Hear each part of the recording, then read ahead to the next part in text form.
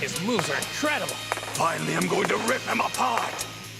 Let's settle a debate that has raged in the anime community for decades. We talk a lot about redemption arcs. That journey from the dark side to the light. Many characters have walked that path. But I'm here today to make a definitive statement. No one, not a single character in the vast, sprawling history of anime has had a redemption arc as long, as painful, as earned, or as profoundly satisfying as the Prince of all Saiyans, Vegeta. All right, let's get serious. We're not just going to list the times Vegeta did something good. We are going to dissect the entire multi-saga psychological war this man waged against the single greatest enemy he ever faced, his own pride. We're going from a genocidal planet buster to a self-sacrificing father, step by painful step. This is the untold story of why Vegeta's journey isn't just a good redemption arc, it is the blueprint. It is the gold standard.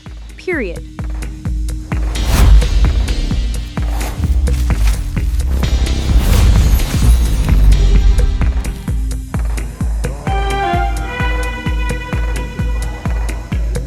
Before we can appreciate the hero, we have to stare into the abyss of the villain.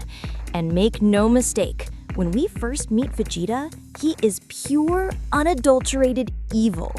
This isn't some misunderstood antagonist. This is a man who arrives on Earth fresh from conquering another planet with the casual goal of slaughtering everyone on it and selling the empty rock to the highest bidder. His cruelty is absolute. When his own lifelong partner, Nappa, a fellow Saiyan survivor, is paralyzed and can no longer fight, Vegeta doesn't show a hint of mercy or camaraderie. He executes him with a smirk. Why? Because he was weak. In Vegeta's world, weakness is the only unforgivable sin. This act single-handedly establishes his character. He is a product of Frieza's brutal survival of the fittest empire. His entire identity is chained to his title, Prince of all Saiyans, a title whose kingdom is nothing but dust and echoes. His pride is not just arrogance, it is the only thing he has left.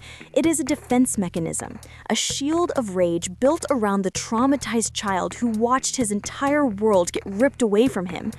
This is our starting point, a genocidal monster ruled by pride. Remember this man. The Frieza saga is where the first seeds of redemption are planted, and it's brilliant because it's not driven by morality. It's driven by pure pragmatism. Vegeta doesn't team up with Gohan and Krillin because he's had a change of heart. He teams up with them because he's smart enough to know he can't possibly take on Frieza's entire army alone. For the first time, we see his cold, tactical logic begin to override his blind pride. But the real moment, the one that truly begins his arc, is his death. After being tortured and toyed with by Frieza, the man he's hated his entire life, Vegeta is left broken and bleeding at Goku's feet. And he does something we never thought possible. He weeps. These aren't just tears of pain. They are tears of humiliation, of a lifetime of forced servitude. In his final speech, he confesses everything. He tells Goku how Frieza murdered their people, how he forced Vegeta to become the monster he is. For the first time, he isn't the proud prince. He is just a man, begging his rival, another Saiyan, to avenge their race. He entrusts his pride, the only thing he has, to Kakarot. This is the first crack in his armor, the first time he admits his own vulnerability, the first time he fights for something bigger than himself, even in death. It's a microscopic step, but it's the most important one.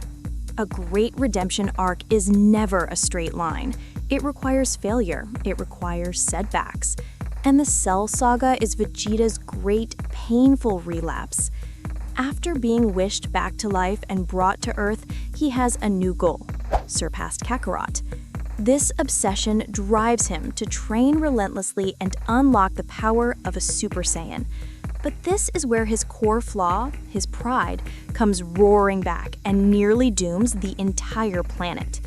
When he completely overpowers semi-perfect Cell, he has the victory in his hands. But beating Cell isn't enough. He needs to prove he's the best. He needs to fight his opponent at their strongest. So he allows Cell to absorb Android 18. This is a catastrophic mistake born from pure ego. And it's one of the most brilliant pieces of writing in his entire arc. It proves that he hasn't changed that much yet. He's still the same arrogant prince, willing to risk everything for a chance to validate his own strength. But then, the consequence of his pride comes for him. When Perfect Cell returns and kills future Trunks with a single death beam, something inside Vegeta snaps. For the first time, his reaction is not calculated. It's not tactical. It's pure, unthinking, paternal rage.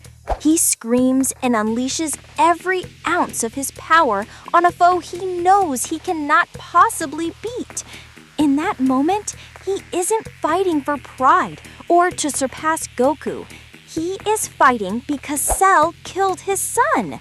It's the first undeniable proof that a heart has started to grow within that armor. Prince Vegeta was gone, and for a few brief, glorious seconds, all that was left was a father.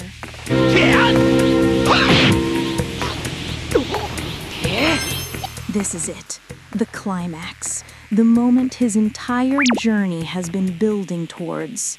Years have passed. He has a family, he's living a peaceful life, and he hates it. He believes this peace, this love for his family has made him soft and has allowed the gap between him and Goku to grow. So he makes a final, desperate deal with the devil. He allows Babidi to possess him, to unlock his hidden evil, all for one more chance to fight Kakarot as the ruthless, cold-blooded warrior he used to be. This is his ultimate relapse, his final confrontation with his own inner demon. And in his famous speech to Goku, he admits it all. I wanted to be the way I was before, cold and cruel and merciless. I found myself enjoying my life with you people. I found myself caring for my own family, and I couldn't stand it. This is the raw, honest confession of a man at war with his own soul. But after his fight, after seeing the consequence of his actions in the awakening of Majin Buu, he finally understands. He understands what he's truly been fighting for. He knocks Goku out, not out of malice, but to save him, and he walks to his destiny. The scene that follows is, I will argue, the single greatest moment in any redemption arc in history. He looks at his son Trunks, and for the first time, he hugs him. He tells him to take care of his mother. And as he prepares to make the ultimate sacrifice, Piccolo asks if he'll see Goku in the afterlife. Vegeta just smirks, knowing his soul is destined to hell. He accepts his past, he accepts his punishment, and he unleashes his final atonement, erasing himself from existence to protect Bulma, Trunks, and yes, even you, Kakarot. In this one beautiful, tragic moment, Vegeta's redemption is complete. He finally lets go of his pride and gives his life for love. The beauty of this arc is that it doesn't end with his sacrifice. He comes back, and Dragon Ball Super shows us the permanent results of his journey. The redemption wasn't temporary. It was a fundamental rewiring of his soul. Is he still grumpy? Yes. Is he still prideful and obsessed with training? Absolutely. But his priorities are forever changed. This is the man who erupts in a rage that rivals a god of destruction because Beerus slapped his wife. This is the man who takes a young Saiyan from another universe, Kaba, under his wing and teaches him how to unlock his own power. This is the man who swallows his pride to cook for gods and take his family to an amusement park. He hasn't become a smiling, happy-go-lucky hero like Goku. That would be a betrayal of his character. He has become something far more complex and compelling. He has become Vegeta, a man who has finally learned how to balance the fierce pride of a Saiyan prince with the profound love of a husband and a father. He didn't lose himself. He found a better version of himself. And that is the hallmark of a truly masterful character arc. You say I'm arrogant, I say damn right. That's pride. From a planet-destroying monster to a family man who would die for those he loves, all without losing the core of who he is. His journey was long. It was brutal. It was filled with mistakes and relapses. And that is why it is the most earned, the most realistic, and the most satisfying redemption arc in the history of anime. Period. But that's my take. Now I need to hear yours. Do you agree? Is there any other character who even comes close? I want you to go off in the comments below. Let's really debate this. If you enjoyed this deep dive analysis, please lend me your energy and hit that like button. And of course, if you haven't already, subscribe and ring that bell to join the Z Fighters. Don't forget to leave your requests for the next character or topic you want to see us break down. Thank you for watching, and we'll see you on the next one.